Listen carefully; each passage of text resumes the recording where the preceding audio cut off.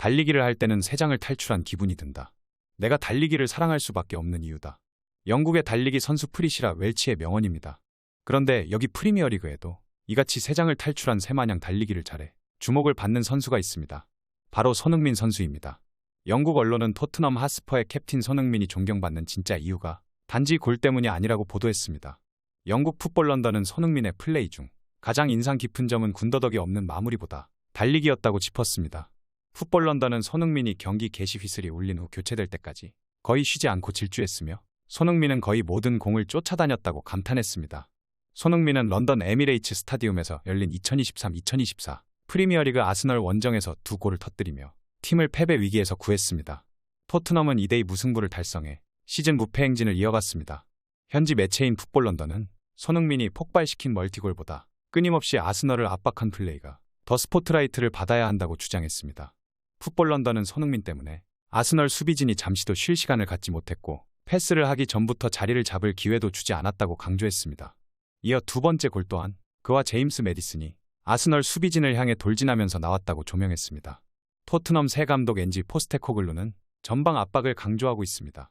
높은 위치부터 강력하게 밀어붙여 주도권을 쥐는 축구를 선호하고 있는데 최전방에 배치된 손흥민이 감독 의도를 정확히 파악하고 이를 실행하기 위해 모든 노력을 쏟는 모습이 플레이를 통해 그대로 나타나고 있습니다. 손흥민은 해트트릭을 기록한 4라운드 벌리전에도 믿을 수 없는 활동량을 과시했습니다. 손흥민은 2일 벌리와 경기에서 3골을 넣으며 5대2 승리에 앞장섰는데 당시 BBC는 손흥민이 토트넘의 높은 프레스를 주도했고 팀 내 가장 많은 스프린트를 기록했으며 다른 어떤 선수보다 많은 압박을 시도했다고 강조했습니다. 포스테코글루 감독은 이런 손흥민이 고마울 수밖에 없습니다. 포스테코글루는 손흥민이 리더는 물론 선수로서 뛰어난 활약을 펼치고 있으며 그는 팀을 최우선으로 생각한다며 감탄했습니다. 이런 활약에 손흥민은 2주에 팀에 모두 이름을 올렸습니다. 많은 기대 속에 열린 북런던 더비 경기에서 가장 좋은 활약을 펼쳤던 선수는 역시 손흥민이었기에 축구 통계 매체 폼몹 또한 손흥민에게 양팀 선수들 통틀어 가장 높은 평점인 평점 8.8점을 줬습니다. 이날 손흥민은 슈팅을 2번 시도해 모두 득점으로 연결해 슈팅 정확도 100%라는 기록을 남겼습니다. 이 외에도 리커버리 2회와 지상 경합 성공 1회, 그리고 기회 창출 2회 등을 기록하며 공수 양면에서 좋은 모습을 보였습니다. 하지만 손흥민은 멀티골을 기록했음에도 불구하고 프리미어리그에서 선정한 공식 맨 오브 더 매치가 되지는 못했습니다. 손흥민 대신 선정된 선수는 로메로의 자책골을 유도하고 페널티킥으로 다시 팀의 리드를 안긴 사카였습니다. 선정되지는 못했지만 손흥민은 이날 득점으로 여러 기록들을 세웠습니다.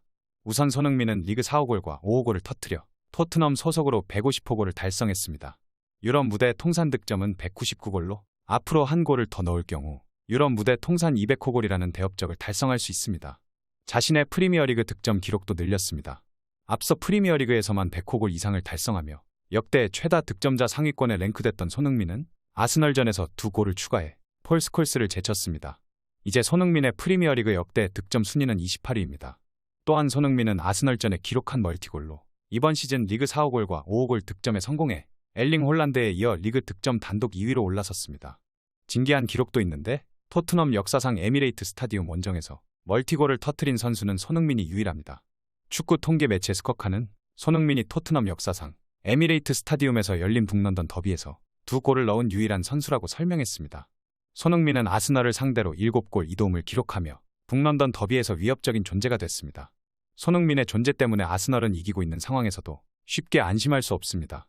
손흥민은 활약에 힘입어 영국 BBC의 축구 전문가 가레스 크룩이 선정하는 2주의 팀에도 이름을 올렸습니다. 크룩은 손흥민에 대해 인상적인 경기였고 해리 케인이 바이에른 뮌헨으로 떠난 이후 난 손흥민에게서 성숙함을 봤다고 말했습니다. 또 토트넘의 2골 모두 손흥민이 훌륭하게 받아낸 결과라며 손흥민을 칭찬했습니다. 이어 프리미어리그 사무국이 선정하는 2주의 팀에도 선정됐는데 2주의 팀은 역대 최다 득점자이자 잉글랜드의 레전드인 앨런 시어러가 뽑습니다.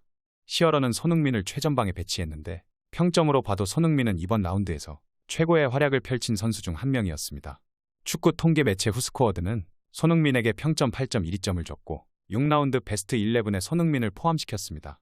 손흥민은 포스테코글루 감독 체제에서 새 옷을 입은 뒤 좋은 모습을 보여주고 있습니다. 계속해서 공간을 파고들며 득점을 노리는 것보다 연계를 통해 팀을 돕습니다. 그러면서도 스트라이커로 출전해 자신에게 기회가 왔을 때마다 그 기회를 놓치지 않으며 골게터의 면모도 챙기는 중입니다. 아직 6경기밖에 하지 않았지만 손흥민은 벌써 5골을 넣었습니다. 지난 시즌 손흥민의 리그 득점 기록은 10골이었기에 이번 시즌 기대감을 높이고 있습니다. 아스널전의 멀티골에 힘입어 엄청난 자신감 가지게 된 캡틴 손흥민은 앞으로 어느 팀을 만나더라도 공격적인 플레이 스타일을 바꾸지 않겠다고 선언했습니다. 영국 언론 미러는 손흥민이 아스널전 선전 이후 프리미어리그 라이벌들에게 경고장을 날렸다고 보도했습니다. 앞서 토트넘은 아스널 원정에서 강팀을 상대로 전형적으로 펼치는 선수비 후역습을 통한 득점이 아닌 높은 위치에서 압박을 통해 기회를 창출했습니다. 미러는 토트넘의 캡틴 손흥민이 자신의 팀은 누구를 만나더라도 공격 스타일을 바꾸지 않을 것이라고 주장했다고 전했습니다. 리그 최강팀 맨체스터 시티를 상대할 때에도 소극적으로 라인을 내리는 일은 없을 것이라는 말입니다. 손흥민은 우리는 우리의 축구를 하고 싶고 누구를 상대하든 상관없다고 자신있게 말했습니다. 토트넘의 이전 두 감독인 조제 무리뉴와 안토니오 콘테는 수비에 중점을 뒀습니다. 자연스럽게 토트넘은 수비적인 클럽이 됐고 자신들보다 약체를 상대할 때에도 공격이 날카롭지 않았습니다. 하지만 새 감독 엔지 포스테코글루는 달랐습니다. 포스테코글루는 과감한 공격 축구를 도입했고 토트넘은 5라운드까지 4승 1무로 매우 선전했습니다. 포스테코글루의 전술은 아스널을 상대로도 통했기에 이제는 자신감의 근거가 충분합니다. 손흥민은 앞으로도 계속 이런 식으로 경기에 임했으면 좋겠고 우리의 퍼포먼스는 우연히 나온 것이 아니라며 우리는 정말 열심히 강렬하게 훈련하고 있다고 힘주어 말했습니다. 이렇게 손흥민이 넘치는 자신감으로 맨시티를 향해 경고를 하자 맨체스터 시티의 트래블의 주역으로 활약한 케빈 데브라이너가 손흥민의 능력이 부럽다는 뜻을 나타냈습니다. 데브라이너는 영국 스카이 스포츠가 공개한 영상에서 프리미어리그에서 활약하는 선수들의 신체를 조합한 완벽한 선수를 묻는 질문에 대해 언급했습니다. 데브라이너는 프리미어리그에서 활약하는 선수 중 가장 뛰어난 하체를 보유한 선수로 손흥민을 지목했습니다. 그는 손흥민이 양발을 모두 완벽하게 사용하고 빠르다며 손흥민의 슈팅 능력과 스피드를 높게 평가했습니다. 영국 매체 TVR은 데브라이너가 프리미어리그에서 가장 뛰어난 하체를 보유한 선수로 손흥민을 지목한 것에 대해 데브라이너가 손흥민에 대해 완벽한 발을 보유하고 있다고 생각한 것에 대해 동의해야 하고 홀란드의 팀 동료인 데브라이너는 홀란드를 쉽게 선택할 수 있었지만 데브라이너가 손흥민을 선택했다는 것은 손흥민이 얼마나 훌륭한 선수인지 보여준다는 뜻을 나타냈습니다. 손흥민을 칭찬한 사람은 맨시티 선수뿐만이 아닙니다. 맨시티의 감독인 펩 과르디올라 맨시티 감독도 손흥민을 언급했습니다.